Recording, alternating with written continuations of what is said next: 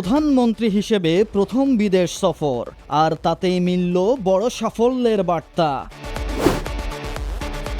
প্রধানমন্ত্রী তারেক রহমানের মালয়েশিয়া সফর শুধু একটি কূটনৈতিক সফর নয়, বরং বাংলাদেশ মালয়েশিয়া সম্পর্কে নতুন অধ্যায়ের সূচনা।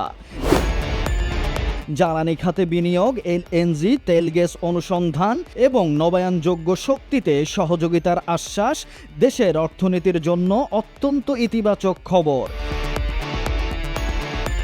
পেট্রোনাস, আজিয়াটা, এয়ার এশিয়া সহ মালয়েশিয়ার শীর্ষ কর্পোরেট প্রতিষ্ঠানগুলোর সঙ্গে বৈঠক প্রমাণ করে বাংলাদেশ এখন বিনিয়োগ ও আস্থার নতুন গন্তব্য।